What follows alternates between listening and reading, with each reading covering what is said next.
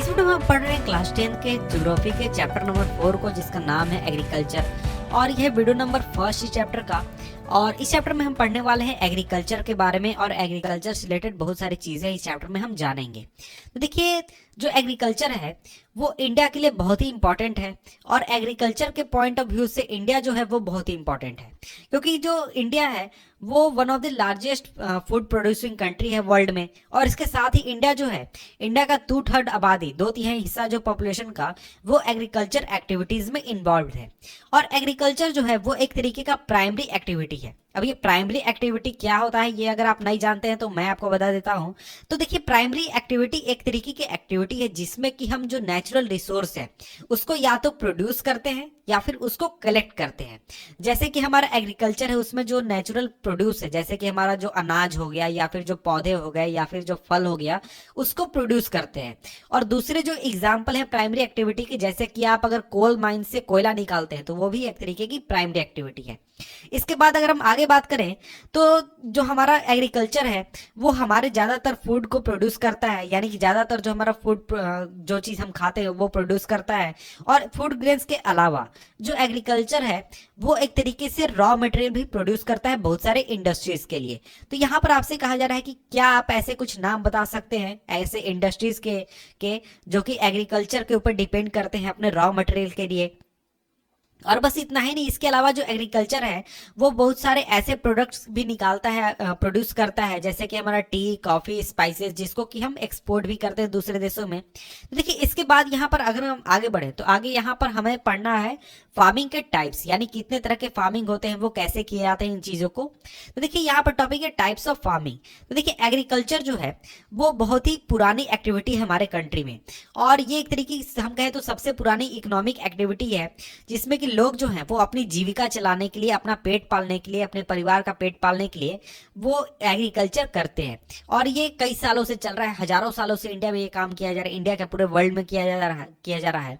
और अगर हम इस पूरे साल को देखें, यानी कि अगर हम पूरे अपने इतिहास को देखें, उसमें से ज्यादातर फोकस आपका 15 से 20 साल पर होना चाहिए, क्योंकि इन सालों में जो कल्टीवेशन मेथड है हमारे कंट्री में या फिर हमारे किसानों का, वो काफी ज्यादा चेंज कर चुका है।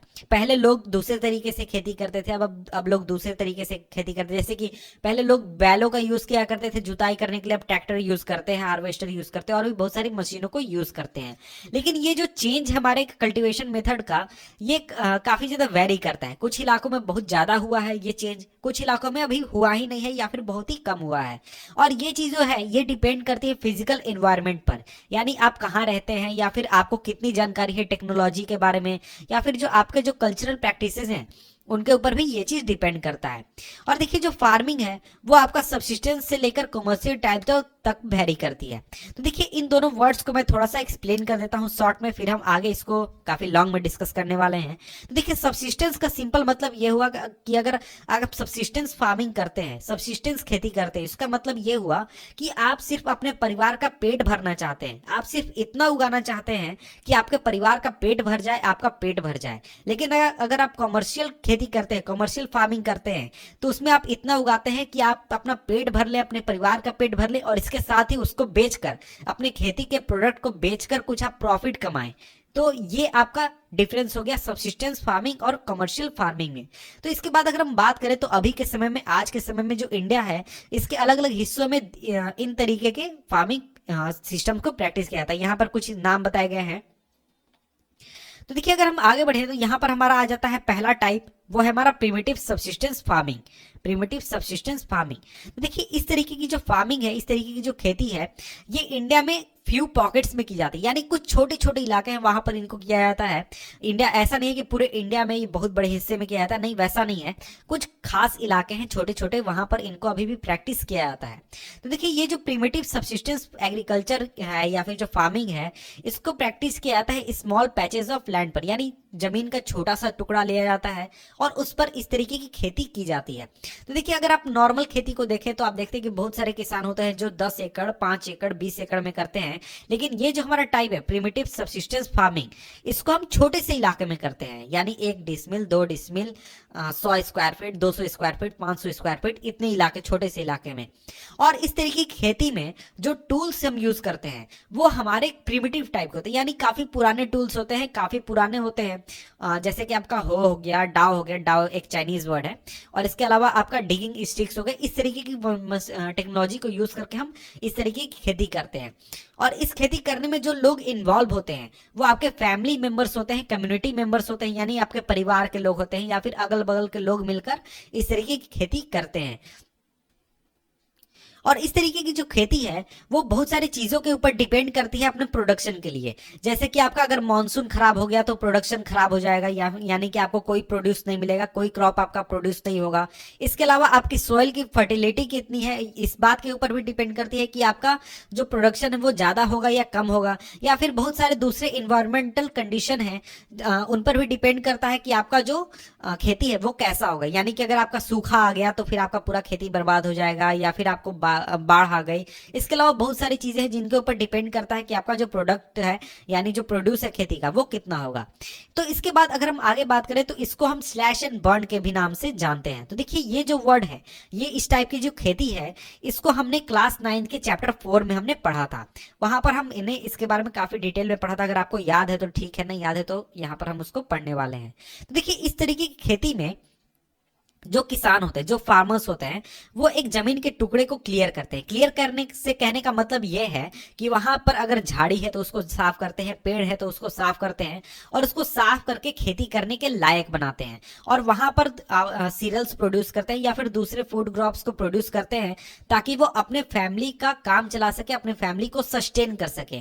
तो देखिए जैसे कि मैंने पहले बताया था कि इस टाइप की जो खेती होती है, इसका मेन फोकस ये होता है कि ये अपने परिवार, इस टाइप की खेती करके लोग अपने परिवार का सिर्फ पेट भरना चाहते हैं। उनका ये मतलब नहीं होता कि वो इतना खेती करे कि वो जाकर बाजार में बेचे और उससे प्रॉफिट कमाए, बहुत ज्यादा धन अपने पास जमा करे। नहीं, वो उनका टारगेट नहीं होता। इस टाइप की खेती करने वाले लोगों का टारगेट होता है कि वो अपने परिवार का सिर्फ पेट भर ले। देखिए इस टाइप की खेती में जब, जैसे मैंने पहले बताया कि जमीन को साफ किया जाता है, झाड़ियों को साफ किया जाता है, वहां पर अनाज उगाया जाता है, और ये कई सीजन तक चलता है, या फिर 1 साल, 2 साल, या फिर 1 सीजन चलता है। और जब लोग देखते हैं, यानी जो फार्मर्स देखते हैं कि जो हमारा जमीन है जिसको हमने साफ करके खेती की थी, उसकी फर्टिलिटी जो है, उसकी जो उपजाऊ क्षमता है, वो काफी कम हो चुकी है। तो जो फार्मर्स है उस जमीन को छोड़ देते हैं, और उस जमीन को छोड़कर दूसरे जगह पर जाकर फिर से जमीन को साफ करके खेती करने लगते हैं। तो देखिए इस तरीके की जो शिफ्टिंग है, यानी कि इस तरीके की जो हमारा क्रॉपिंग पैटर्न है, या फिर जो इस तरीके का खेती का जो पैटर्न है, इसकी वजह से नेचर जो है, यानी जिस जमीन पर जो किसान पहले खेती कर रहा था, उस जमीन को एक तरीके से समय मिल जाता है, ताकि जो सॉइल है, मिट्टी जो है, उसकी फर्टिलिटी, उसकी जो उर्वरकता है, उसकी जो उपजाऊ क्षमता है, वो फिर से वापस आ सके। और इसके साथ ही जो लैंड प्रोडक्टिविटी इस तरीके की एग्रीकल्चर में वो काफी कम होती है, क्योंकि जो हमारा किसान होता है वो किसी भी तरीके का फर्टिलाइजर यूज नहीं करता, या फिर किसी भी तरीके का मॉडर्न मेथड, मॉडर्न इनपुट वो यूज नहीं करता। और इस तरीके की खेती को इंडिया में अलग अलग जगहों पर अलग अलग नाम से जाना जाता है। और इसके साथ ही आपसे यहाँ पर क्वेश्चन पूछा जा रहा है, can you name some such types of farming. आपको नाम बताने की जरूरत नहीं है, यहाँ पर नाम लिखे गए हैं, इसी को आप देख सकते हैं। तो देखिए इस तरीके की खेती को नॉर्थ ईस्टर्न स्टेट में झूमिंग कहा जाता है, या फिर झूम खेती कहा जाता है, जो आपके नॉर्थ ईस्टर्न स्टेट है, आसाम, मेघालय, मिजोरम और नागालैंड, वहां पर। और इसके साथ ही पामलू कहा जाता है आपके मणिपुर में, बस्तर और अंडमान निकोबार में आपको कहा जाता है दीपा। और इसके बाद अगर हम आगे बढ़ें तो आगे यहाँ पर हमारा झूमिंग है। तो देखिए जो स्लैश एंड बर्न एग्रीकल्चर है, इसको मिल्पा कहा जाता है मैक्सिको में, कोनोकू कहा जाता है आपको वेनेजुएला में, रोका कहा जाता है, ब्राजील में मासोले कहा जाता है, सेंट्रल अफ्रीका में लादांग कहा जाता है, इंडोनेशिया में वियतनाम में रे कहा जाता है।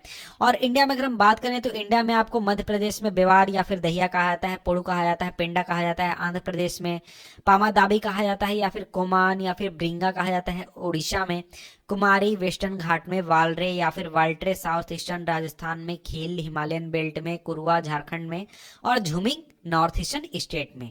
देखिए इस नाम को आप खुद से पढ़ लें, खुद से याद कर लें तो आपके लिए बेहतर होगा। अगर आपसे क्वेश्चन पूछा जाता है इसके बारे में तो आप आंसर करने पाएंगे। तो इसके बाद यहाँ पर अगर हम आगे देखते हैं तो यहाँ पर हमारे लिए एक स्टोरी है। इस स्टोरी को थोड़ा सा शॉर्ट में आपको मैं बता देता हूँ। देखिए, एक लड़की है रीजा। तो ये जो लड़की है अपने परिवार के साथ एक स्मॉल विलेज में रहती है, दीपू जो है आप आसाम में, उसके बाहरी इलाके में।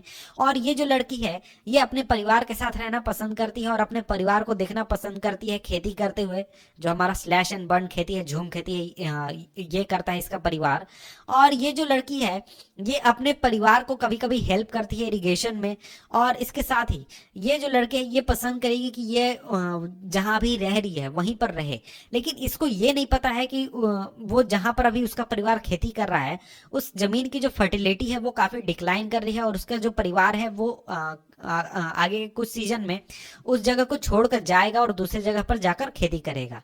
तो देखिए यहाँ पर आपसे क्वेश्चन पूछा गया है, can you name the type of farming रिंझास फैमिली इज इंगेज्ड इन। तो देखिए वो तो मैंने पहले ही बता दिया। इसके बाद can you enlist some crops which are grown in such farming. तो क्या आप ऐसे कुछ क्रॉप्स का नाम बता सकते हैं जिनको कि इस तरीके की फार्मिंग में उगाया जाता है। तो इसको आप खुद से ही कर लें इस तरीके के क्वेश्चन को, तो आपको कुछ आसानी मिलेगी या फिर कुछ आपको हेल्प मिलेगा अपने तैयारी में, एग्जाम की तैयारी में। तो इसके बाद हमारा नेक्स्ट आ जाता है, नेक्स्ट टाइप वो है हमारा इंटेंसिव सब्सिस्टेंस फार्मिंग। देखिए इंटेंसिव सब्सिस्टेंस फार्मिंग जो है इस तरीके की फार्मिंग को प्रैक्टिस किया जाता है उन इलाकों में जहां पर हाई पॉपुलेशन प्रेशर होता है, यानी पॉपुलेशन डेंसिटी जहां पर ज्यादा होती है। देखिए ये जो खेती का टाइप है ये भी हमारा एक तरीके का सबसिस्टेंस फार्मिंग है, लेकिन इसमें थोड़ा सा लोग जो हैं वो इन्वेस्टमेंट करते हैं। जैसे कि इस टाइप की खेती में भी लोगों का मेन मकसद क्या होता है, मेन मकसद होता है कि वो अपने परिवार का पेट पालें, अपने जो जरूरतें हैं उसको वो पूरा करें। लेकिन उनके पास जमीन कम है या फिर उनका जो एक तरीके से जमीन का टुकड़ा है वो काफी छोटा है। इस वजह से लोग जो है वो ज्यादा से ज्यादा इन्वेस्टमेंट करते हैं ताकि वो ज्यादा से ज्यादा प्रॉफिट उनको मिल सके। जैसे कि लोग जो है वो आपको खाद डालेंगे, फर्टिलाइजर डालेंगे, आपको ट्रैक्टर्स का यूज करेंगे और भी बहुत सारी चीजें करेंगे ताकि उनका जो आउटपुट है वो काफी ज्यादा हो, क्योंकि उनके पास उतनी ज्यादा जमीन नहीं है कि वो ज्यादा से ज्यादा जमीन पर वो खेती कर सके। और इस तरीके की जो खेती होती है वो आपको लेबर इंटेंसिव होती है। ये इसमें आपको बहुत लेबर की जरूरत होती है, बहुत मेहनत की जरूरत होती है, बहुत लोगों की जरूरत होती है। और इसके अलावा इस तरीके की खेती में बहुत ज्यादा आपको बायोकेमिकल इनपुट भी आपको लगता है, इरिगेशन भी आपको बहुत प्रोवाइड करना पड़ता है ताकि आपको एक तरीके से हायर प्रोडक्शन मिल सके। तो देखिए यहाँ पर आपसे फिर से क्वेश्चन पूछा गया, can you name some of the states of India where such farming is practised. देखिए आपको ऐसे स्टेट का नाम बता सकते हैं जहां पर आपको इस तरीके की खेती देखने को मिलती है। तो देखिए यहाँ पर इसका रीजन भी एक तरीके से समझाया गया, ये रीजन ही मैं कहूंगा कि देखिए आखिर ऐसा होता क्यों है कि लोग जो है वो इस तरीके की इंटेंसिव आपको सब्सिस्टेंस फार्मिंग करते हैं। उसका रीजन ये है कि मान लीजिए कोई एक आदमी था जिसके पास एक बहुत बड़ा लैंड का जमीन का टुकड़ा था, मान लीजिए इतना बड़ा जमीन का टुकड़ा था, तो उसका जो बेटा आया उसका अब आधा जमीन का टुकड़ा हुआ, दो लोगों के पास इतना हो गया। अब इनके भी अगर बेटे आ गए, मान लीजिए दो ही बेटे आते हैं तो इतना छोटा हो गया। फिर इस तरीके से तो जो लोग हैं उनके पास जो जमीन का साइज है वो धीरे धीरे कम हो रहा है। इसलिए उनको अपने परिवार का जो जीविका है, अपने परिवार को जो जरूरतें हैं उसका पूरा करने के लिए उनको ज्यादा से ज्यादा आउटपुट चाहिए पहले के मुकाबले, ताकि वो अपने परिवार की जरूरतें पूरा कर सके। तो इसलिए जो लोग हैं उनके ऊपर एक तरीके का प्रेशर होता है, किसान होते हैं उनके ऊपर प्रेशर होता है कि वो ज्यादा से ज्यादा आउटपुट जनरेट करें, ज्यादा से ज्यादा खेती में आउटपुट निकालें। इसलिए लोग जो है वो एक तरीके से इनपुट डालते हैं, जैसे कि खाद डालते हैं और भी तरीके की इन्वेस्टमेंट करते हैं ताकि वो खेती कर सके। तो इस तरीके की जो हमारा जो खेती होता है वही होता है हमारा इंटेंसिव सब्सिस्टेंस फार्मिंग। तो देखिए यहाँ पर यही चीज है। इसके बाद हम आगे बढ़े तो आगे हमारा नेक्स्ट है वो है हमारा कॉमर्शियल फार्मिंग। कॉमर्शियल फार्मिंग तो आप नाम से ही समझ गए होंगे कि ये क्या होता है। ये एक तरीके की खेती होती है जिसमें कि हम प्रॉफिट कमाते हैं या फिर जो हम प्रॉफिट कमाना चाहते हैं या फिर पैसे के लिए जो हम खेती करते हैं। देखिए जो मेन कैरेक्टरिस्टिक्स है इस तरीके फार्मिंग का, तो इसमें हम higher doses of modern input provide करते हैं, जैसे कि हम HIV सीड्स यूज करते हैं या फिर जो केमिकल फर्टिलाइजर्स हैं उनको यूज करते हैं, इंसेक्टिसाइड्स को यूज करते हैं, पेस्टिसाइड यूज करते हैं, बहुत सारी चीजें यूज करते हैं, बहुत इन्वेस्टमेंट करते हैं ताकि हमको हायर प्रोडक्टिविटी देखने को मिले। और जो डिग्री है कमर्शियलाइजेशन का, एग्रीकल्चर के कमर्शियलाइजेशन का, वो कुछ इलाकों में ज्यादा होती है, कुछ इलाकों में कम होती है। फॉर एग्जाम्पल अगर आप बात करें हरियाणा और पंजाब की, वहां पर राइस जो है वो एक तरीके का कमर्शियल क्रॉप है। लोग जो है वो राइस को उगाते हैं ताकि वो उसको बेचकर बहुत ज्यादा प्रॉफिट कमा सके, मुनाफा कमा सके।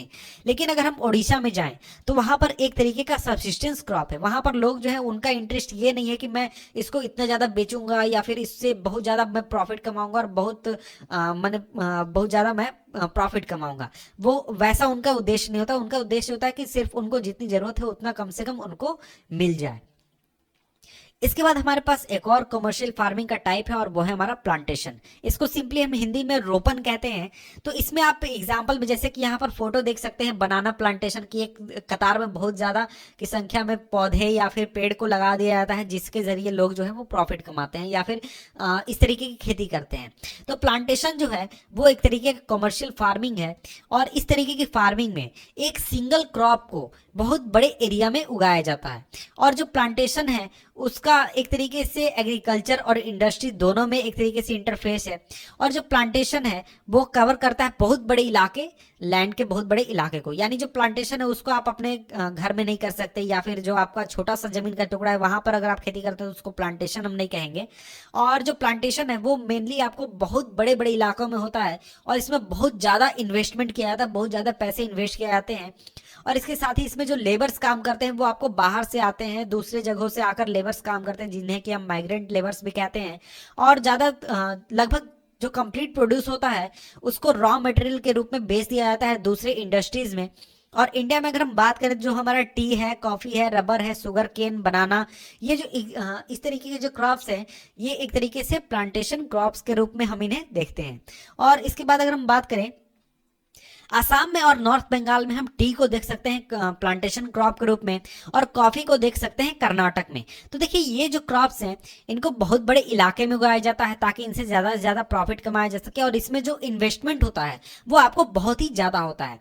और देखिए ये जो प्लांटेशन होता है या फिर ये जो प्रोडक्शन है इन चीजों का, ये मेनली आपको मार्केट के लिए होता है। यानी ऐसा नहीं है कि लोग इनको उगाते हैं ताकि वो अपना पेट भर सकें। चाय से मैं अपना पेट थोड़ी नहीं भरूंगा, अगर मैं चाय उगाता हूं तो उसको जाकर मार्केट में बेचूंगा।